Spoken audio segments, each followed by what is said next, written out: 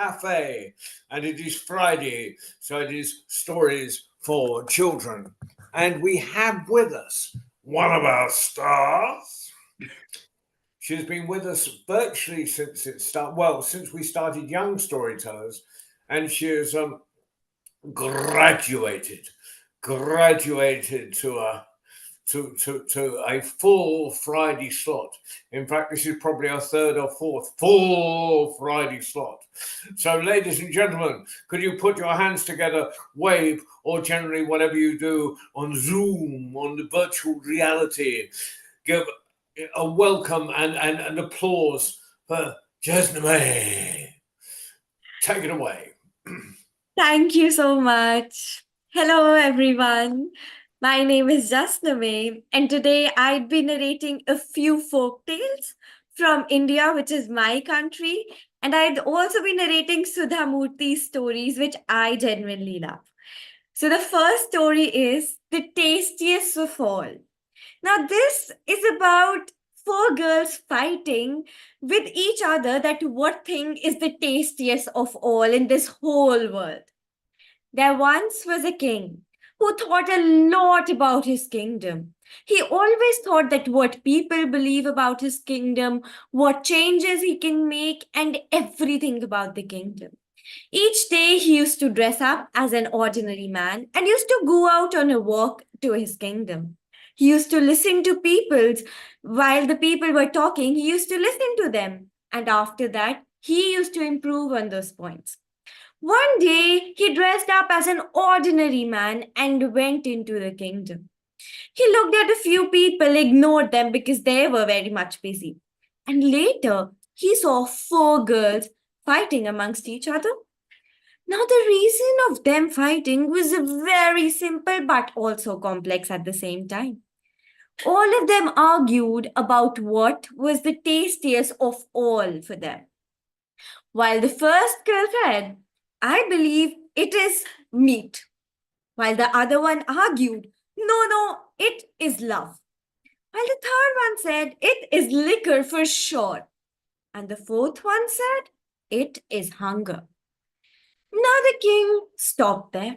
He wanted to listen, but he had some work and he went away. When he came back to his kingdom, back to his palace, he wondered the whole night at who had won the debate, which thing was actually the tastiest of all, and what was actually there. Now he wanted to listen to everything, but he missed it. And surely he wanted a conclusion on the debate, and he summoned all the four girls to his palace. The four girls were scared. They were fearful. They had no idea what was happening to them because they were not ready to answer or the king's questions. And the king summoned them and asked, I heard you were debating on this, and I want to know that which thing is tastiest according to you, and you need to give me reasons. While the first girl started, I believe it is meat. Though I'm a priest's daughter and I've never eaten meat. But I live near a butcher's shop. And every day I see when the butcher is done cutting all the meat, he throws the waste and all the dogs come and eat the waste. After that, the flies also sit on the bones. So, according to me, the meat is the tastiest thing of all. The king was quite impressed by the reason and still wanted to hear more and gave her a reward, which was gold coins. After that, the second girl came. The second girl said, no, it cannot be meat. I believe it is liquor. Now the king asked, why do you think so? And she simply said, it is liquor. Once people start drinking it, they would not back off. They keep on drinking, keep on drinking. And I believe it is liquor for sure. The king was also satisfied with this explanation. She had a proper reason, and the king had to award her too. Now came the third girl, and she said, this is not at all true. The tastiest thing of all is love. Though it is a feeling, but still it is love for sure. It transforms people drastically. The king was astonished. He could not say anyone wrong, and and had to reward the girl with another gold coin. While now came the last one, which said that hunger is the tastiest of all things on this world. The king was first of all quite confused that how could this be? But after that, she stated a reason and said, when you are hungry, even the stalest thing of this world would seem tasty to you. And when you are not hungry, even the grandest feast would not like it. And the king completely agreed and rewarded her with more coins. This was how the king learned that how people have different perspectives, and at the end he also learned that yes, hunger was the tastiest of all. Thank you.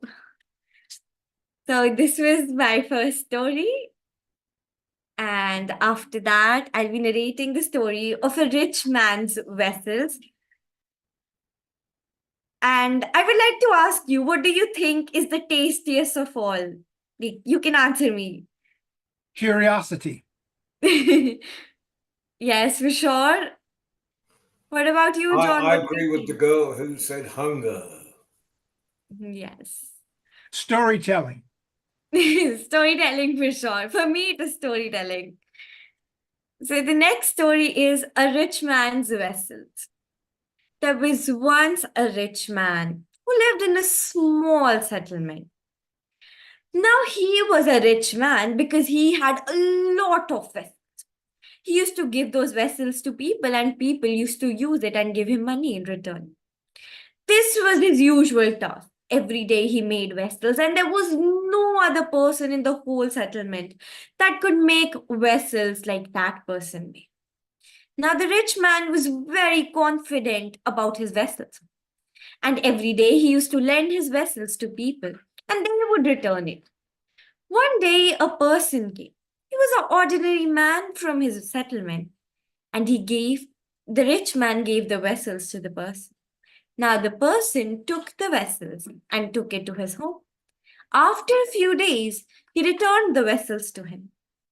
While the vessels had now been doubled, they weren't the same number but doubled. And the rich man was shocked. He could not believe his eyes because instead of 4 vessels, now he got 8. And he asked the man, what have you done? Why have you given me more vessels? Well, the man simply replied, you know what? The vessels gave birth to more vessels. And that is why I returned you with 8 vessels. The rich man was quite shocked. But at the same time, he was also greedy. He knew that something was for sure, surely wrong, but still he believed him, and he kept all the 8 vessels. After that, he did earn profit. And one day he thinks, what if I give 8 vessels to him and I will get 16 in return? I will win this and I will have a lot of money. Well, the rich man thought of it and executed the plan. He called that ordinary man and then gave all the 8 vessels to him. And he waited for that man to return with 16 vessels. One day passed by, he still kept patience. Another day passed by, he was still patient. And slowly and steadily, days started to pass by. And there was no sign of that ordinary man. No sign at all. And he did not even know if he will come or not. And the rich man went angrily to the ordinary man's home and banged the door. The man did not open it. But at the end, he did open it. And the rich man went straight and angrily asked, where are my vessels? I gave you 8 of them. The ordinary man replied, the vessels died. The rich man was shocked and he shouted, how can a vessel die? And the ordinary man calmly replied, if vessels can give birth, I'm pretty sure that vessels can die too. And the rich man had nothing to say. He felt so ashamed that he had to return. And that's why it is very rightly said that greed wants more, but at the end, you lose it all. Thank you.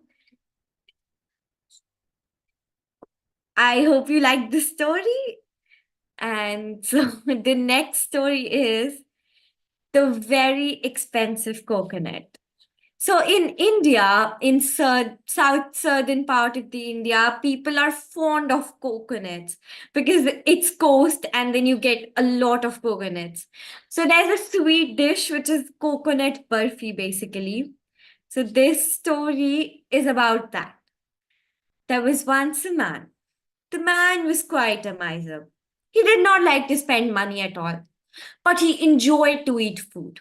He loved it, especially all the sweet. And one day he went to a wedding. There was a marriage. He went to that marriage and he ate a coconut burfi over there. He loved the burfi. He went crazy for it. He ate one, he ate second, and after that, he kept on eating more. Now the marriage ended and he had to leave. But still, his love for coconut burfi was just unlimited, unconditional. And after that, he went to his house. He went to his wife and said, "You need to make a coconut burfi for me for sure." And then her wife replied, "Coconut burfi? Do you really think you will spend so much money on a coconut burfi? I don't think so.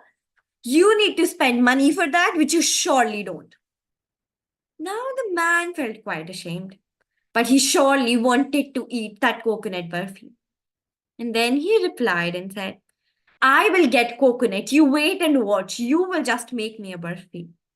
And then the man went in search of a coconut. He just walked a few kilometers. And after that, he reached to a coconut vendor. He went to that vendor and asked, "How much does a coconut burfi cost? How much does a coconut cost?" While that man replied, "₹5, sir. You can give it to me in ₹5." The man was shocked. He could not believe ₹5 for a coconut. And then he said, "Where can I get another coconut which is cheap?" And the man replied, "You walk 10 kilometers straight and you will find a coconut of ₹3." Now that man had to save money and he walked and walked and walked and walked 10 kilometers and finally reached the man who was selling coconut for ₹3. But now he thought that three rupees is also too much for a coconut and did not agree. The vendor again said, "You walk 10 kilometers straight and you will get coconut at ₹1." Now, this man was obviously ready. He walked and he walked and he walked and he finally reached the place. He went to that vendor and asked, "Can I get a coconut for 50 paisa?" He was not even ready to give ₹1. And then the vendor said, "I will suggest you something. You go straight 10 kilometers, you will see a coconut tree, and you can get as many coconuts as you want for free." The man was greedy, and where he thought that he can save money, he was ready to do it at all costs. He went, he walked and he walked and he walked and he reached the coast area. After that, he saw hundreds of coconut trees and he climbed one of them. He climbed the coconut tree, he was all excited, and a gush of wind flew. The man hanged on the coconut tree. He had no one to save him. He cried for help, shouted for help. Time passed by. And then a man came on the elephant. This man on the tree hanging said, "Please help me, please help me." And the man on the elephant said that, "I will help you on one cost. You will have to pay me ₹100." Now the man hanging on the tree was ready to spend money because he wanted to save his life. And he said, "Fine, fine, I'll spend money. Just save me for now." And then the man climbed on the elephant and took hold of his legs. As he took hold of his legs, the elephant moved and both of them hung. Now both of them cried for help as there was no one around. Then came a young boy on a horse riding. The boy was very, very, very happy.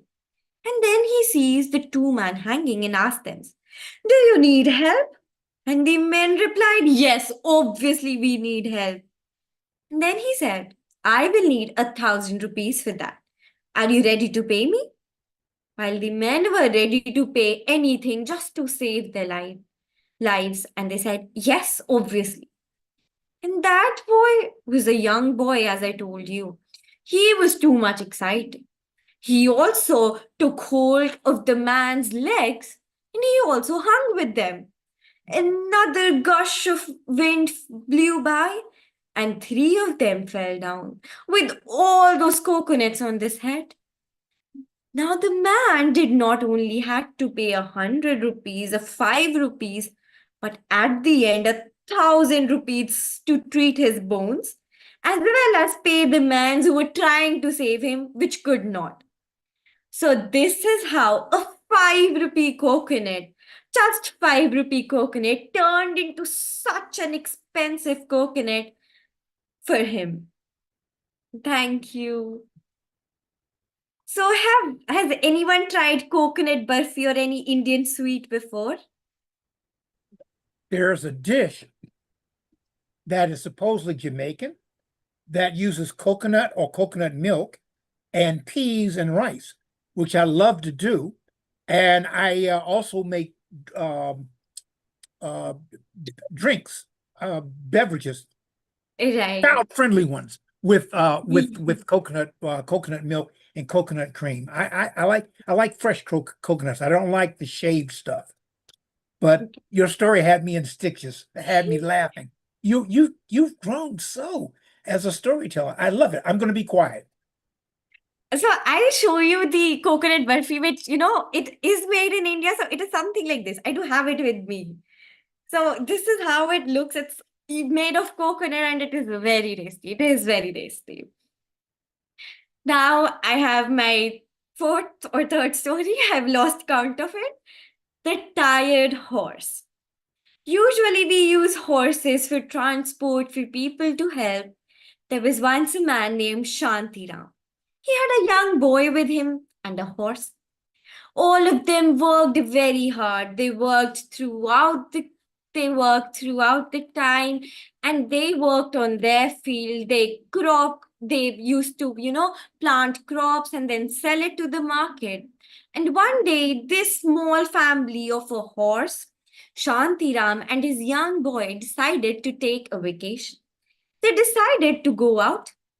And first of all, as soon as they moved out from the house, what happened was that Shantiram tells his young boy to sit on the horse because he might get tired walking so much.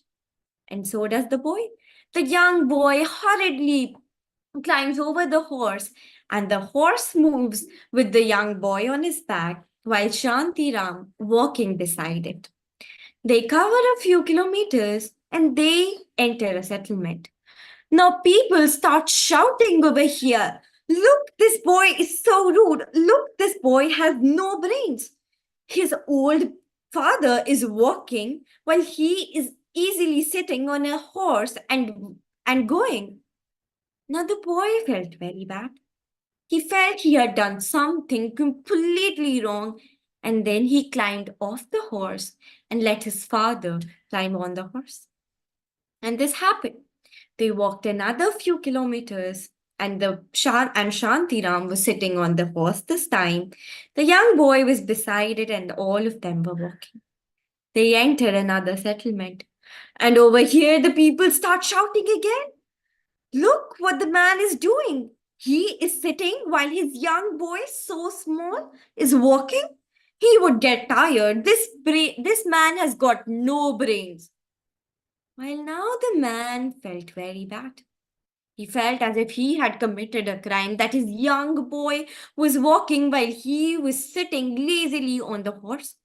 And he also came down the horse.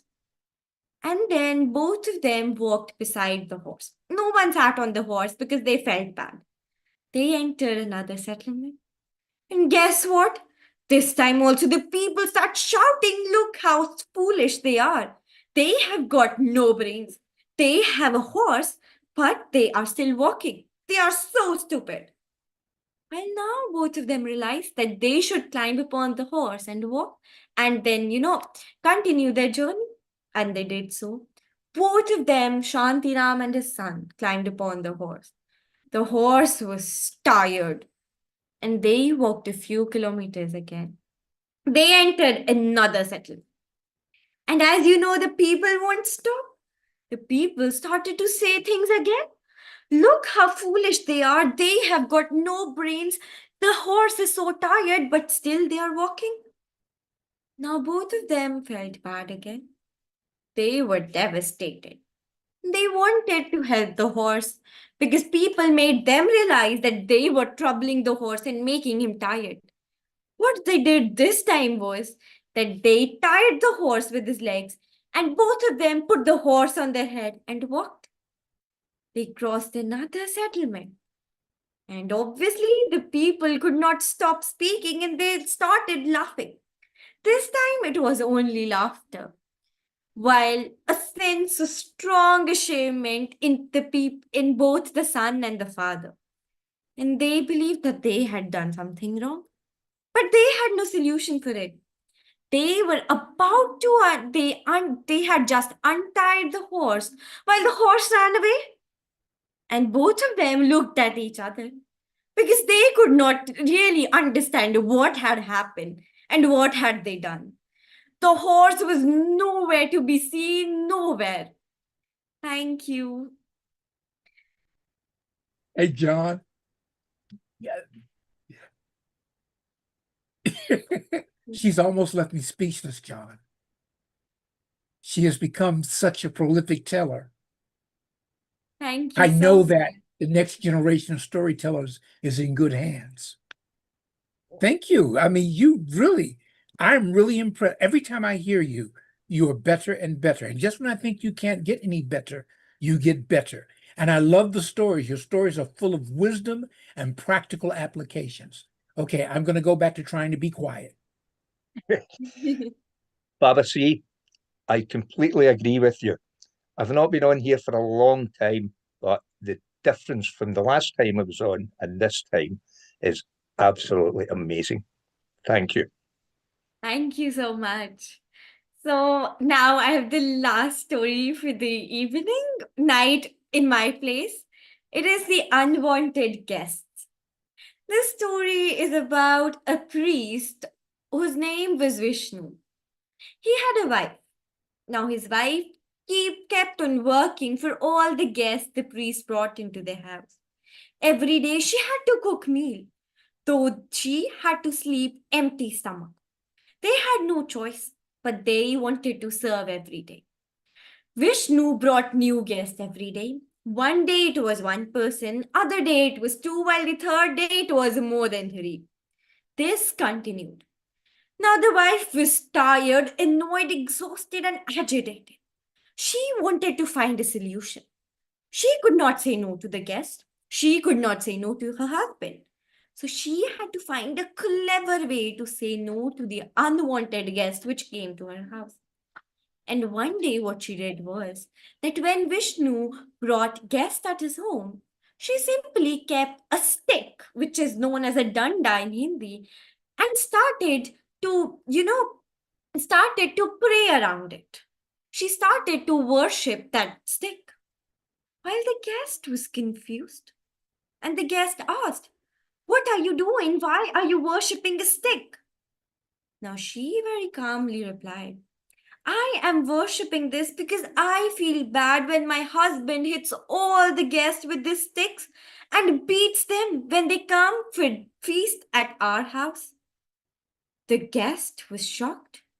He had fear in his mind and he did not want to have any food at their home and he ran away.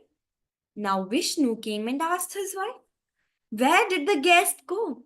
She simply replied, "I don't know. He asked for me to give me the stick and I said no and he ran away like anything." Well, now Vishnu said, "What did you do? Let me give the stick to him." Vishnu took the stick and ran behind that guest. The guest ran more because he was thinking Vishnu was about to beat him. And this kept on happening. He ran and he ran. He shouted in the whole village. Vishnu beats people when you go to their house to eat food. Vishnu beats people when you go to their house to eat food. And then Vishnu did not understand what was happening. He was very sad. He was at the end trying to help people. And he came to her house and said to his wife, "I believe we have no more guests coming and we should eat and sleep." That night, his wife slept very peacefully, and there were no more unwanted guests, not even wanted at their home again. Thank you.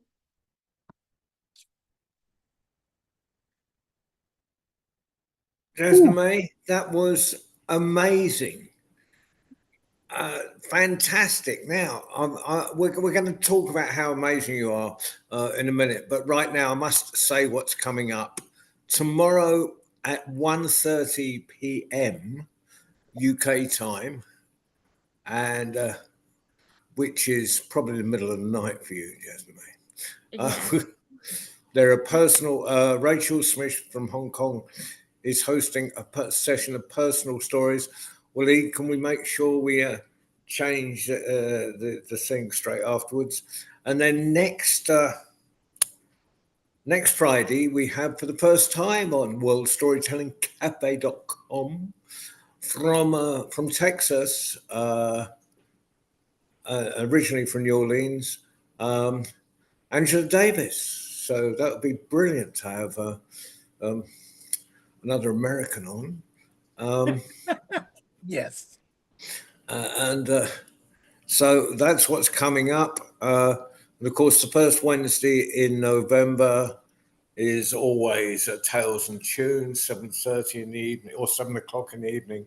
But right now, I'm going to disappear.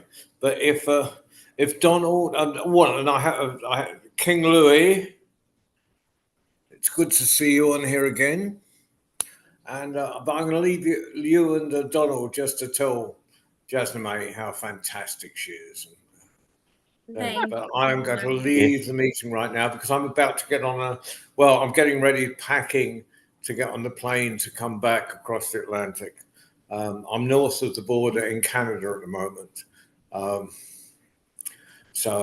I'm flying back to UK today. So I must leave you all.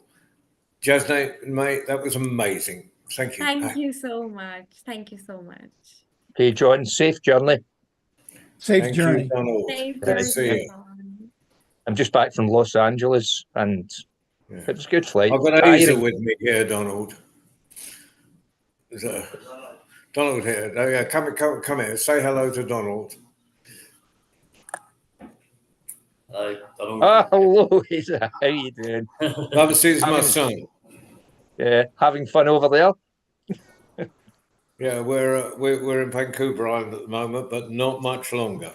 Right, Jasnamah, good night, goodbye. Good And we'll night. see you in a few weeks, or when Safe. we next arrange to have a program with you. Sure. When Have you're a next, safe let me journey. know when you're ready, and we'll put you on again. Sure. Okay, Bye. bye. Have a safe journey. Thank you. Bye. Wow. John's in Canada. And Donald, you were in LA? Wow. I'm in DC. I love the diversity. Louis, where are you? It looks like he's in San Francisco, but he's not. Where are you, Louis? Tell us what part of the UK you're in. Lincolnshire. All right. And as I you know may where know, that is. say again? I know where that is. All I know is it's not in the US. I'm gonna tell you, I am determined to travel more outside of the United States and learn more, because the United States is like the world in miniature, because we have people from if you name a country, we probably have people from there, and we probably have communities from there. But it's fast. But anyhow, back to Jasnamah. So I don't mean to embarrass, but I think the first time Jasnamah told a story on worldstorytellingcafe.com, she was 9 years old, and she was full of enthusiasm, and she's evolved. Sometimes she used puppets, sometimes she used cutouts, sometimes she used other things, but the thing she uses most majestically is her voice and her cadence. And I'm so glad that she's still telling stories. Yes. And Yeah. facial expressions. Yes. Jasnamah, because of your storytelling abilities, you were able to travel, I think, to the UK. Where did you go while you were in the UK? I did not like Edgeways. Edgeways. The name was World, Edgeways. world. World on the Edgeways. It was Mike Rust. Right, Mike Rust. was there. Yes, so he, gave an invitation, so that's why we went.